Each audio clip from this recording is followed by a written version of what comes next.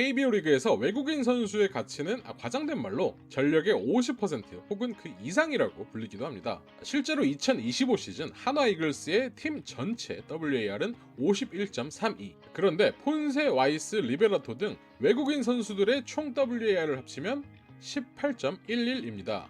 그러니까 외국인 선수들이 기록한 WAR이 전체 팀 WAR의 무려 35.3%였었죠. 특히 다음 시즌부터는 아시아 쿼터 제도가 도입되면서 외국인 선수들의 존재감이 더 커질 수밖에 없게 됐는데요. 이런 외국인 선수들의 존재감이 커지는 상황 속 2024년부터 롯데자이언츠는 온정주의적 재계약 관행에서 탈피하여 메디컬 리스트 관리와 포스트 진출을 최우선으로 목표로 삼은 뒤 역동적이고 차가운 선수 개편을 해오고 있습니다. 나이가 많은 윌커슨과의 동행을 종료하고 10승을 거둔 터커 데이비슨의 시즌 중 교체, 그리고 감보와의 과감한 교체 등이 그 대표적인 예시 사례인데요. 하지만 이런 흐름 속에서도 레이에스는 총액 140만 달러로 재계약을 체결했습니다.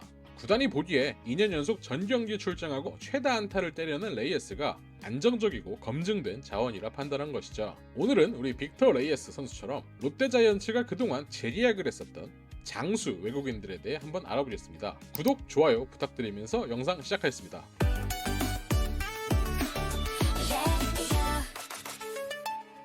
첫 번째는 롯데자이언츠 역사상 가장 강렬한 임팩트를 남긴 타자, 검은 갈매기 펠릭스 호세입니다. 1999년 호세는 타율 3할 2푼 7리 36홈런 122타점을 기록하면서 당시 롯데를 한국 시리즈로 이끌었습니다.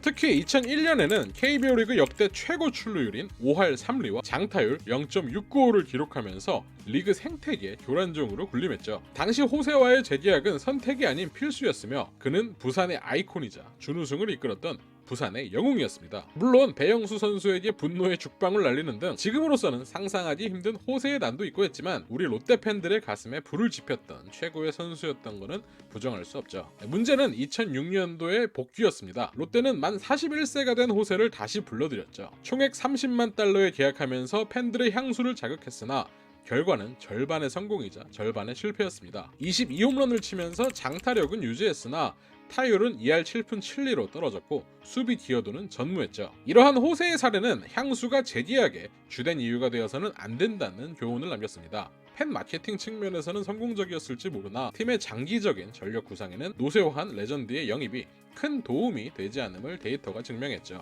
최근 손아섭 선수의 롯데 복귀 썰이 돌던데 개인적으로 반대하는 입장에서는 어느 정도 오버랩되는 부분이 있는 것 같습니다. 다음은 제리 로이스터 감독 시절 노피어 야구의 상징 카림 가르시아입니다. 2008년 카림 가르시아는 타율 2할 8푼 3리 30홈런 111타점을 기록하면서 타점왕과 외야수 부문 골든글러브를 동시에 수상했습니다. 당시 롯데가 긴 비밀번호를 끊고 8년 만에 포스트 시즌에 진출하는데 결정적인 역할을 했었죠. 화끈한 어퍼 스윙과 타점 생산, 레이저 송구, 중독성 있는 응원가까지 우리가 원했던 바로 그런 용병 외야수라고 할 수 있었습니다. 저도 외야 관중석에서 가르시아한테 맨날 형님 하면서 응원했었는데 개인적으로 정말 그리운 선수 중 한 명입니다. 2010년도에도 총액 32만 5천 달러에 재계약하면서 총 3시즌을 뛰었고 많은 사랑을 받긴 했으나 마지막에는 체력 이슈도 있었고 정교함, 컨택이 좀 부족해서 결국 2010 시즌 후 결별한 후 가르시아는 한화로 향했죠. 2015년 구단 역사상 최초로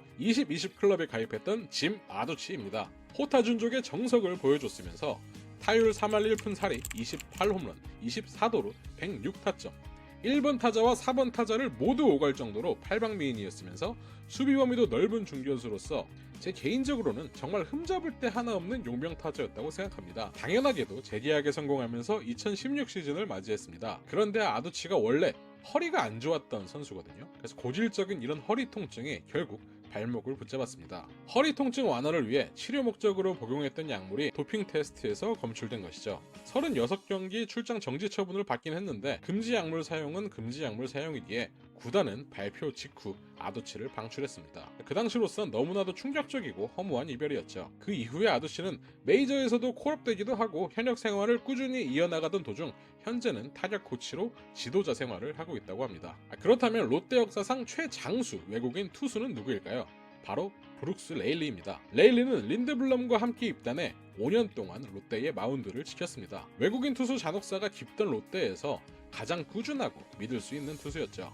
5시즌 동안 통산 48승 53패, 평균 자책점 4.13, 승운이 따르지 않아 패전이 많긴 했는데 매해 170이닝 이상 던질 정도로 이닝 소화력만큼은 확실했습니다. 그리고 좌승사자이기도 했고요. 당시 키움 히어로즈 이정우 상대로 15타수 무안타라는 천적 관계를 형성했던 것은 유명한 일화이기도 합니다. 그리고 2020년 메이저리그에 복귀한 후 레일리는 좌완 원포인트에서 시작해서 필승조로 진화했습니다.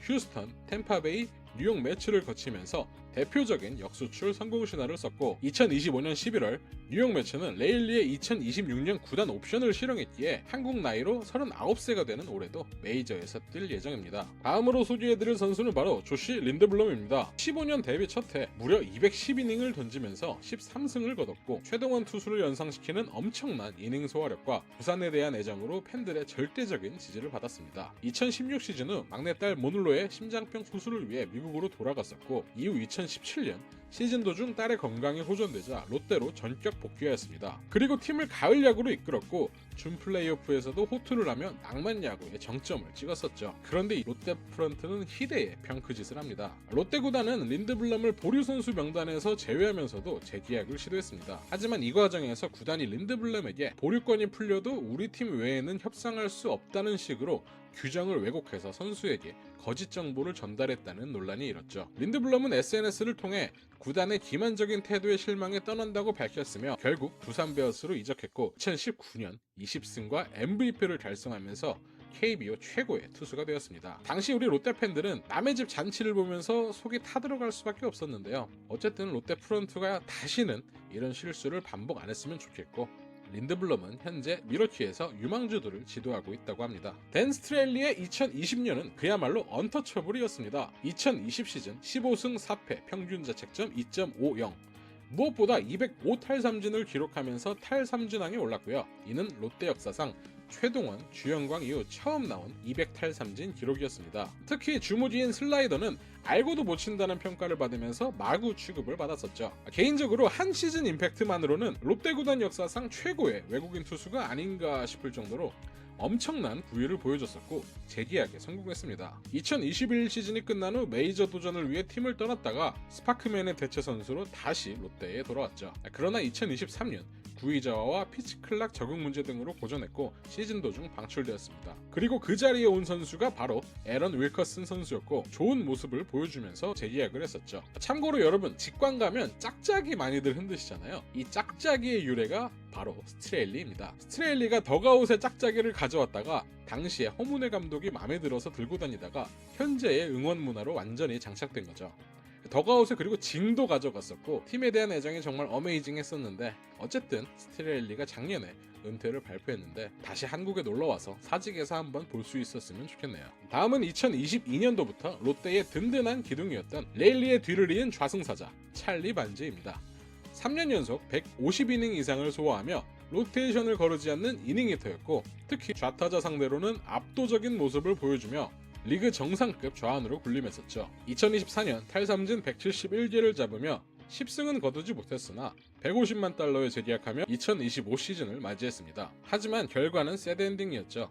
시즌 초부터 구속자와와 재근안조를 보여주며 8경기 3승 4패, ERA 5.32로 부진했고 결정적으로 5월 초 어깨 손상 진단을 받으면서 가을 야구가 급했던 롯데는 반지를 웨이버 공시 후 감보아를 영입했습니다. 마지막은 아쉬웠지만 그래도 반지가 롯데에서 고마웠던 에이스로 활약했던 것은 다들 부정 못하실 거라 생각이 듭니다.